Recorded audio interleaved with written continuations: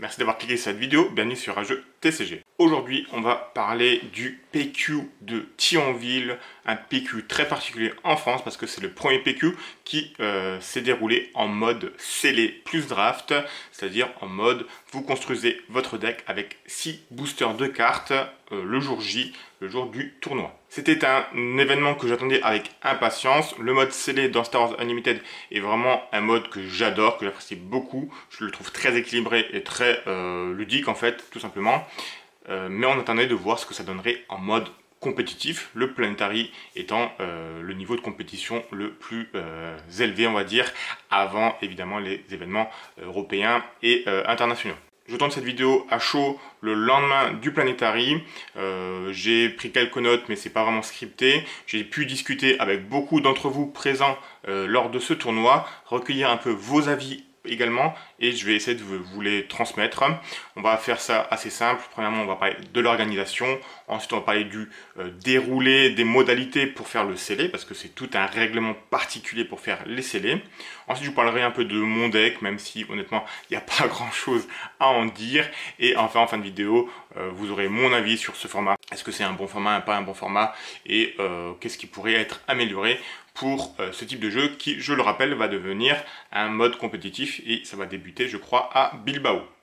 Alors, pour l'organisation, ça a été organisé par les boutiques La Caverne du Gobelin, des boutiques qui sont basées dans l'est de la France, et des boutiques que je fréquente évidemment parce que géographiquement, je suis dans leur secteur. Très bel accueil, honnêtement. Gros big up à Quentin et à toute l'organisation de cet événement. Une salle très spacieuse, très lumineuse, les WC, vous savez que c'est vraiment mon dada. Est-ce qu'il y a des WC? Il y avait des WC et ils étaient nickel. Au niveau de la bouffe, ils ont proposé un panier repas via un fast-food qui était pas cher, qui ça s'est plutôt bien passé, malgré le nombre de participants. Quoi dire d'autre? Au niveau des judges, il y avait 3 judges présents. C'était assez scruté, parce qu'en fait, ils sont un peu en version crash test, vu qu'il y a eu peu d'événements de ce type à l'heure actuelle. Et donc, les retours étaient très importants. 3 juges, donc pour 80 joueurs à peu près, c'était vraiment confortable, très sympa.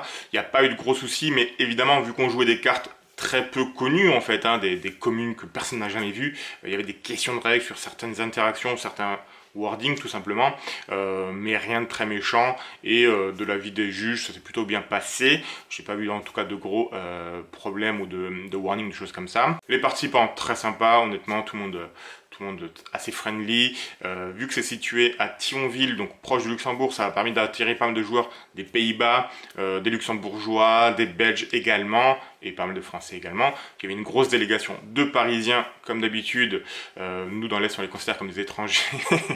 Mais donc, il y avait également des Parisiens. Voilà, pour l'organisation, honnêtement, rien à dire. C'était très bien. Maintenant, on rentre dans le déroulé du scellé. Donc, comment que ça se passe? Vous arrivez, vous vous installez à vos places, on vous distribue 6 boosters à chacun, d'accord? Et une petite feuille que vous voyez à l'écran où il y a l'ensemble des cartes du set. Et là, on rentre un peu dans l'usine à gaz. Alors, je comprends, c'est pas du tout une critique sur l'organisation, parce que c'est comme ça en fait, et il devait vraiment s'y tenir pour, parce qu'ils avaient des retours à faire auprès de l'éditeur, ce qui est complètement normal, d'accord? Mais on rentre un peu dans l'usine à gaz, et vous verrez un peu mon avis qui va se faire au long de la vidéo. Comment que ça s'est passé? On a chacun ouvert nos boosters, en fait, on était donc face à face avec un autre joueur. La première, une rangée, donc tous les gens qui étaient sur ma rangée, on a ouvert les boosters en premier, d'accord? On n'avait pas le droit de regarder les cartes, d'accord? On n'avait pas le droit de regarder les cartes. Évidemment, les leaders, on les voyait parce que ils sont en double face. Donc on savait à peu près déjà si on avait déjà de la chance au tirage des leaders. Il y a 3-4 leaders qui sont vraiment forts dans cette édition. Et on devait donc juste compter les cartes. Donc on devait avoir 6 x 16 cartes, d'accord? Ça, c'était la première chose à vérifier. Ensuite, on devait enrouler notre paquet de cartes, toujours invisible, avec la feuille du listing, transmettre ça à notre adversaire. Lui, après, faisait la même chose, donc il ouvrait ses cartes, il les comptait, il nous transmettait ça. On devait compter, donc il y avait bien 92 cartes de côté, et une fois que ça c'était fait, là on rentre vraiment dans l'usine à gaz pour moi, on devait regardez les cartes de notre copain d'en face, hein, c'était pas notre adversaire, c'était notre copain d'en face. Regardez toutes ces cartes, les trier par affinité, par coup, et faire le listing des cartes sur cette feuille dans la partie pack. Donc honnêtement, niveau cérébral, vous checkez toutes les cartes d'un paquet de cartes que vous ne jouerez pas. Donc déjà là, brain à abuser. On se projette évidemment, oh putain lui il a eu ça, lui il a eu ça, et qu'est-ce que moi j'ai eu et tout ça. On n'avait pas trop le droit de discuter avec son adversaire, enfin c'est pas son adversaire, c'est le joueur d'en face en fait, et voilà. Donc vous faisiez ça, vous cochiez les cases, le nombre de cartes, vous devez chercher avec les numéros des cartes. Évidemment les cartes fold ou hyperspace n'ont pas les numéros sur les cartes, ou c'est des autres numéros, bon c'était un peu l'usine à gaz. Et ça normalement ça doit se faire en 1 heure. Je crois que c'était 1 heure qui était intervue. On a pris beaucoup plus de temps que ça, c'est normal, c'était la première, il y avait des joueurs. Pareil, il y a des gens qui parlaient pas français, hein, évidemment, je vous ai dit qu'il y avait des étrangers et tout ça. Les Lorrains, ils parlaient pas tous français non plus, donc il y a une traduction en allemand et en anglais, je rigole, c'était pour la petite blague. Donc voilà, c'était un peu l'usine à gaz, mais bon. Ensuite, vous récupériez votre paquet que le copain d'en face avait noté les cartes, voilà. Et ensuite seulement, vous commenciez la construction de votre deck. Je vous avoue qu'il y a des gens qui sont pas habitués à jouer à Star Wars Unlimited qui étaient déjà largués hein, à ce moment-là, qui étaient déjà un peu fatigués. Donc ça c'est le matin dès l'arrivée quoi. Donc vous construisiez votre deck et ensuite vous deviez reporter sur cette même feuille dans la section deck cette fois-ci l'ensemble des cartes que vous jouiez. Jouiez? On dit jouiez? Je sais pas. Et donc vous notez ça. Et ça, c'est votre deck de base. Donc, c'est le deck qui doit apparaître lors de votre première partie face à chaque adversaire. Et ensuite, le restant de vos cartes, donc que vous deviez garder évidemment dans votre boîte, voilà, vous ne pouvez pas échanger avec les gens, était votre side. Et pourquoi il y avait ça? Donc pour pas faire que des petits malins s'amusent à échanger des cartes en cours de tournoi pour renforcer leur deck entre guillemets. Donc voilà, donc la deck list et le deck check se déroulaient sur votre deck plus votre side, donc toutes les cartes que vous avez ouvertes. Donc même pour les arbitres, vérifiez tout ça, aussi fatigant et un peu usine à gaz. Suffisait en plus, alors là j'ai pas entendu qu'il y a eu de gros dramas, de gros problèmes de notification, mais il suffisait que le copain d'en face se trompe et note que vous aviez, je sais pas moi, 2 cartes de la ligne en dessous, vous pouviez avoir des soucis en fait, parce que vous n'aviez pas le temps de revérifier ce que l'adversaire avait noté. Enfin, l'adversaire, encore une fois, le copain d'en face.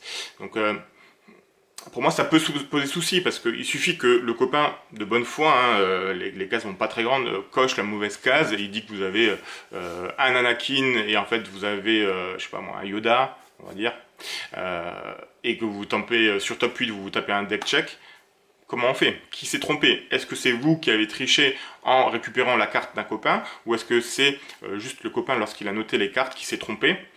Ça peut être difficile, et honnêtement, toute cette usine à gaz, finalement, a plein de failles, en fait, parce que ça reste de la vérification humaine, en fait, et un copain en face, sans vouloir faire exprès, peut vous mettre dans la sauce. Donc, personnellement, ce système de checking-là, long, et finalement peu sécure en fait, hein, parce que concrètement le copain en face il peut juste cocher la mauvaise case. Une fois que ce système a été fait, une fois que votre deck de 30 cartes minimum était fait, et bien là on commençait les rondes et c'était parti pour cette ronde. Au niveau de mon deck perso, honnêtement j'ai vraiment pas eu de chance, on va dire, hein, clairement. J'espérais avoir une Ahsoka, honnêtement, j'espérais avoir une Ahsoka. J'avais fait une draft la semaine, quelques jours avant, qui s'était plutôt bien passé, et moi je jouais Mother Talzin, mais j'avais vu que Ahsoka était plutôt pas mal. J'ai pas tiré de Mother Talzin dans mes leaders dans mes 6 leaders, donc ça c'était un peu problématique, et finalement je suis parti sur Ahsoka, mais malheureusement j'avais vraiment pas de cartes, honnêtement. Je vous mets un peu ça, on va voir mon deck tout de suite, mais du coup j'étais même pas à 30 cartes. Alors concernant mon deck, voilà les leaders que j'ai tirés lors de mon ouverture. Donc un Kichisto, une troisième sœur, un Snoke, un Dark Revan. Donc j'ai eu magnifiquement les rares en leader, Revan et Anakin, qui sont très peu utiles quand ils ne sont pas construits. Et donc Ahsoka, le leader sur laquelle j'ai décidé de partir. Pourquoi? Parce que franchement j'avais peu envie de jouer un Kit Fisto qui tourne autour des Jedi et en couleur rouge, je n'avais pas tant que ça. La troisième sœur était une option envisageable que j'ai vraiment envisagé à un bon moment, mais mon pack de rouge et mon pack infamie étaient vraiment très faiblards et j'avais encore moins de choses qui pouvaient rentrer que dans Ahsoka. Honnêtement, j'ai fait un peu les ratios. Dans Ahsoka, j'étais à peu près à 21 cartes potables. Dans le troisième sœur, j'étais à 17-18, donc honnêtement, j'ai vraiment fait le choix là. Les deux leaders là, je les ai éliminés par définition parce que une seule affinité dans un pack où j'avais déjà très peu de cartes pour constituer un pack de 30 cartes avec 3 affinités, me passer d'une affinité, ça aurait été vraiment très complexe. Et Snoke aurait aussi pu être une option, mais c'était un leader que j'avais vu en scellé lors des AP et lors de la draft de la semaine d'avant, et qui m'avait pas très plu, voilà. Mais ça aurait pu être, franchement, à refaire, ça aurait peut-être été l'option à prendre à la place d'Ahsoka, même si le paquet était un peu plus faible, le fait de pouvoir se booster pour progressivement aurait pu faire le taf, mais finalement je suis parti sur Ahsoka. Donc la couleur, évidemment c'est pas la couleur la plus optique du jaune, mais c'était en fonction du nombre de cartes que j'avais et des cartes qui rentraient dans le deck. Donc Ahsoka jaune en leader. On va faire ça par drop. Honnêtement, voilà, soigner les blessures, perturbation de la force, et déjà là, ça c'est des cartes pour compléter le deck, parce que franchement, bon, ça coûte pas très cher, ça coûte que 1, ça peut potentiellement mettre un bouclier et récupérer la force, ou soigner, ça aurait pu faire le taf. Je pense que perturbation de la force, j'ai dû l'utiliser quelques fois, ça a fait le taf quand même. Soigner les blessures, je l'ai jamais utilisé, mais ça c'était vraiment des cartes bouche-trou. Ensuite, réfugié de passage, vu que je tourne autour de la sentinelle, donc Ahsoka, pour ceux qui ne savent pas, donc, en cramant la force, vous donnez sentinelle, et lorsqu'elle attaque, vous donnez sentinelle. Donc un deck assez défensif, et c'était vraiment mon option de jeu, partir sur la défense, mais finalement, c'était trop défensif, je pense. Donc lorsque j'avais la sentinelle, je pouvais donner un bouclier, ce qui me semblait plutôt pas mal, mais en fait, le séquençage pour pouvoir mettre le bouclier est assez compliqué parce que souvent votre sentinelle elle se fait tuer avant que vous ayez pu mettre le bouclier. Finalement un choix bon ok parce que sinon j'avais pas grand chose d'autre, mais un choix peut-être à revoir. Et là on rentre dans la misère de mes T1 qui continue avec quasiment que des communes. Franchement c'est très pauvre. Les gardiens de Wills des Wills parce que force, d'accord. Le mot-clé pour l'équipement, franchement, j'ai que un équipement, donc très anecdotique. Mais Force T1, mais il me fallait des Force T1, donc voilà. J'ai mis 2 Wills, j'ai mis 2 Sages Discrets, eux, avec le fait d'être protégés, plus le fait de pouvoir donner Sentinelle, c'est plutôt bien, mais un peu faiblard quand même, et ça peut se faire gérer quand même par pas mal de choses. Mais notamment avec les -2 ou -3 des decks Talzin. Mais quand même, on va dire ma meilleure commune de ce paquet. La gamine talentueuse, encore une fois, comme pour les Wills, parce qu'elle est force. Je pense pas l'avoir utilisée une seule fois pendant la partie, elle est tout le temps partie en ressources. L'ermite mystérieux, encore une fois, parce qu'elle est force, et elle, avec sa petite embuscade, elle permet de récupérer la force tout de suite quand elle arrive en jeu. Une commune, on va dire, un peu sympa. Je pense qu'elle m'a permis de détruire une fois une unité, mais sinon peu utile. La grande misère, mes 2 Inco en T1, c'est les Vector Jedi, c'est les pires, franchement. Quand on voit ce qu'il y a en Inco, quand on voit qu'il y a du Kylo, quand on voit toutes les bonnes cartes, les Caris, même un Gunji. Enfin, vous prenez un Gunji, donc une 2-5 force, qui peut se faire booster, et vous comparez à ça, une 1-3 pilote, qui peut gagner un +1, même pas en défense. Voilà, vous avez déjà tout compris, quoi. C'est la misère du paquet, quoi. c'est faiblard, quoi. C'est très très faiblard. Et malheureusement, bah, mes incos, voilà, c'était mes meilleurs incos. Vous verrez dans le deck, il y a deux rares, quoi. J'ai rien eu de bien. Honnêtement, j'ai rien eu de bien. Je me cache pas derrière ça, hein, mais trop compliqué. Trop compliqué de monter un deck sans rare, sans inco comme percutante. Guerrière Sœur de la Nuit, ben pareil, pour 2 une 2-2, ça se fait gérer par quasiment tout. Ça permet de piocher, mais bon, voilà. Bon, au moins, c'est force. Donc le but, c'était d'avoir pas mal de force T1. Finalement, j'en ai quand même pas mal. Hein. Je crois que j'ai 10 T1 et plus de 3 quarts sont force. Le Vulptex, je joue ça, mais parce que voilà quoi. J'ai rien d'autre quoi. Donc je joue ça. Dernier mot, ça c'était une carte bouche-trou également, mais qui finalement m'a permis quand même de faire une ou deux parties plutôt costaud. Parce que quand même donner 2 d'expérience à une unité, c'est quand même pas mal. Mais bon, beaucoup trop cher, conditionnel, il faut qu'une unité ait été éliminée. Mais dans un mode très lent, ça m'a quand même permis de mettre un peu d'expérience. La seule carte légendaire de mon deck, un sabre laser assemblé. Vu que je jouais en héroïque, elle me permet de donner récupération. Et si je la donnais sur une carte qui était non héroïque, et ben elle avait sentinelle. Plus 2, plus 3 pour 3, peut-être un peu cher. Faut pas oublier la condition, vous pouvez que la jouer sur une unité force. Alors évidemment, mon deck est quand même beaucoup tourné autour de la force. Mais par exemple, elle ne me permet pas de jouer avec cette carte qui était juste derrière, les guerriers Gungan. J'en ai deux. Voilà. C'était un peu mon MVP de ce paquet. Pourquoi? Parce qu'il est protégé, la récupération. Il a quand même 3 de force, de puissance qui est quand même pas trop mal. Mais voilà quoi, c'est un peu... voilà. Pour vous dire, ça c'était un peu le MVP de mon deck quoi. Donc voilà, pour vous dire au niveau du deck.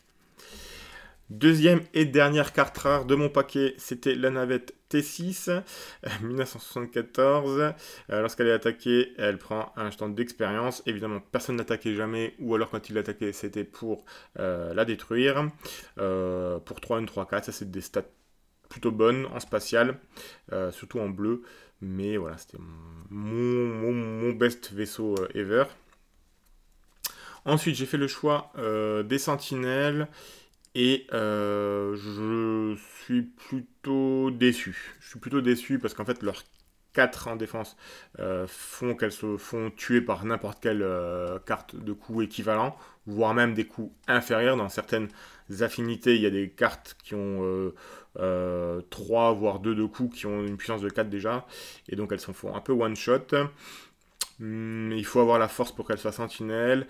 J'espérais pouvoir leur mettre des boucliers pour pouvoir les protéger un tour de plus, mais finalement c'est très peu arrivé parce qu'en fait vous voulez toujours les jouer au T4 et très compliqué. Très compliqué.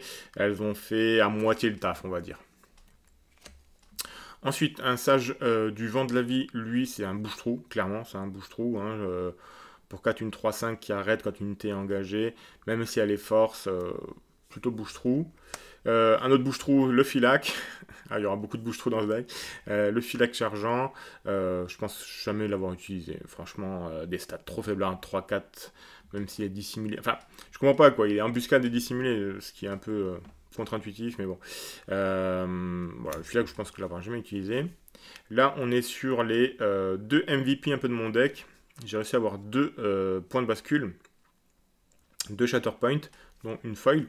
Je les utilisais évidemment pour aller chercher les grosses menaces adverses. Donc vous pouvez 2 options, soit vous utilisez la force, vous pouvez détruire n'importe quelle unité non leader, soit vous n'utilisez pas la force, vous pouvez détruire une unité qui a 3 PV au moins. Encore une fois, c'est un deck très défensif, mais malheureusement trop défensif en fait. Et les Shatterpoint, bon, ils étaient très bien, mais pas suffisants. Le gardien Jedi. Alors, une carte qui peut poser beaucoup de soucis dans pas mal de decks adverses, mais qui arrive un peu tardivement en place, et surtout, il faut qu'il puisse avoir le token de sentinelle, parce que sinon l'adversaire l'ignore purement et simplement. Évidemment, quand il est sentinelle, bon, bah, il pose des soucis à l'adversaire, hein, parce qu'il met des patates à 6 en défense. J'en ai que un. C'est une commune, mais j'en ai que un. Et je l'ai très peu pioché, enfin pas assez pioché pour qu'il soit vraiment impactant au terme de partie. Quand il était en jeu, ben, c'était plutôt pas mal. Mais encore une fois, il fallait qu'il ait sentinelle. Et si vous n'avez pas sentinelle, et ben, il ne sert pas à grand chose. Bilaba, mon MVP de ce paquet, ma best ever, pour 6, une 5-7 qui a embuscade et saboteur, donc il y a beaucoup de decks qui tournent autour de la sentinelle qui se protégeait. Depa permettait d'aller chercher ces menaces cachées par les sentinelles grâce à sa saboteur, et après de prendre un token de sentinelle et de faire du 2 pour 1, mais malheureusement, bon, bah, pour 6, elle arrivait un peu tard des fois, et elle ne permettait pas forcément de changer les games, mais meilleure carte du deck, simplement une inco, je n'ai que une, évidemment. Ensuite, Plo Koon. Plo Koon, c'était un peu trop lent malgré un format lent, mais lui il était encore plus lent parce que, bon, 6-8 pour 6, ça, très bien. Il a aplomb tant que vous avez la force, évidemment. Quand vous lui mettez un token de sentinelle, ben évidemment, il prend des dégâts, donc après il fait des grosses patates. Mais ben, ça prend au moins 2 tours, quoi. Ça prend au moins 2 tours pour qu'il commence à être impactant, et on arrive vers les tours 7, 6, 7, 8, des tours où ben, vous avez peut-être d'autres menaces à gérer, où l'adversaire peut vous prendre de vitesse. Donc dans un deck défensif comme ça, le Plo Koon était un peu lent. Mais il m'a quand même permis de gagner des games. Il peut monter facilement à 10, 11, hein, 12 même de puissance. Et mettre des patates à 12, ça peut être vraiment pas mal. Surtout si vous pouvez le protéger après lui-même en mettant sentinelle à une autre unité. Encore une fois, une inco, mais je l'ai eu que une fois. Donc sur un paquet de 30, assez peu impactant dans mes parties. Et ben là, vous voyez mes 3 tons. Donc en fait, ça c'était le gros problème de mon deck en fait dans la construction. Mais ça, je le savais dès le départ. Mais j'avais rien d'autre en fait.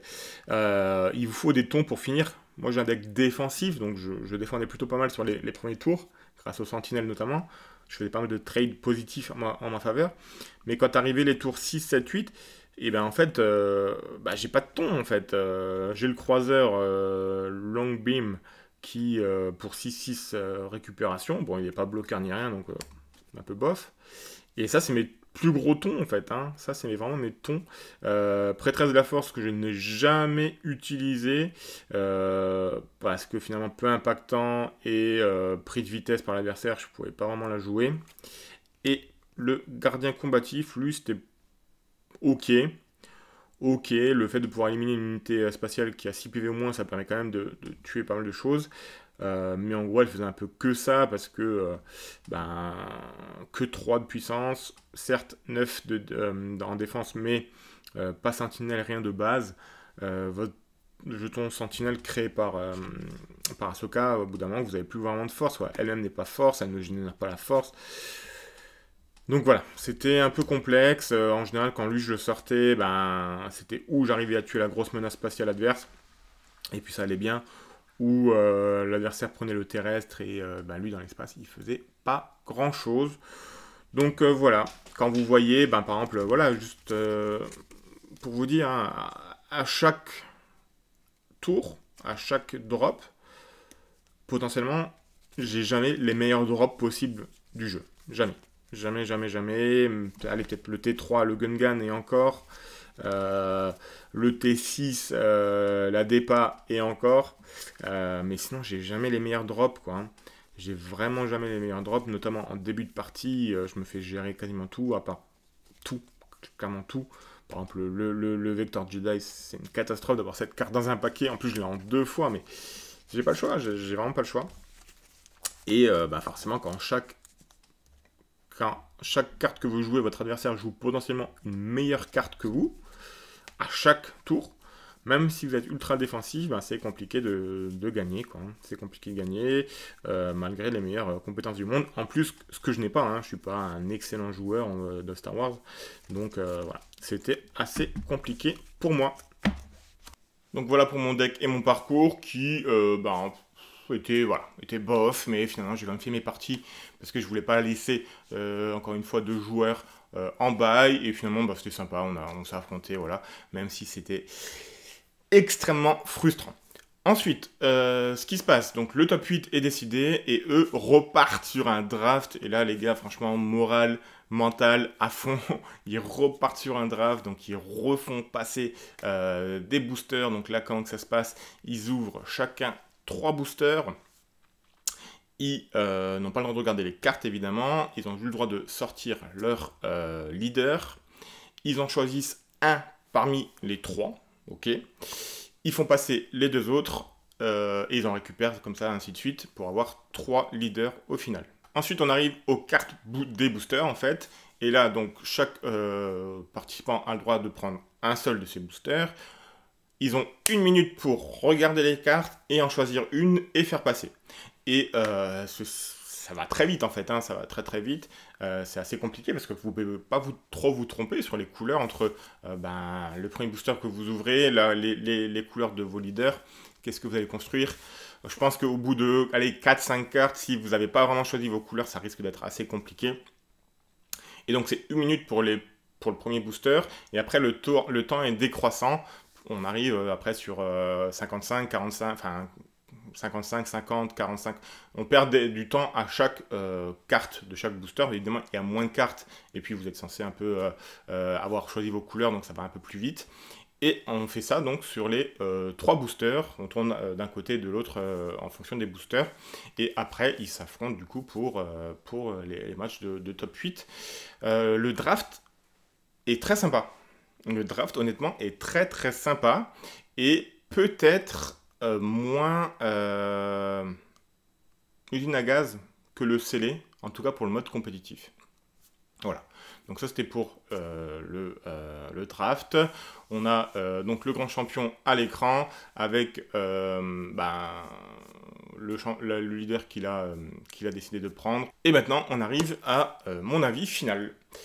Du coup, moi j'étais très hypé par le mode scellé pour les planétaries. Pourquoi? Je me disais, ça va être cool, on va avoir plein de cartes différentes, on va avoir plein d'archétypes différents, on va avoir forcément des nouvelles têtes un peu en top 8, etc. Et ça va être super cool. Je garde cette idée que c'est très cool. Le format scellé est très cool, et scellé plus draft, c'est aussi très cool. Mais, évidemment, il faut revenir dessus.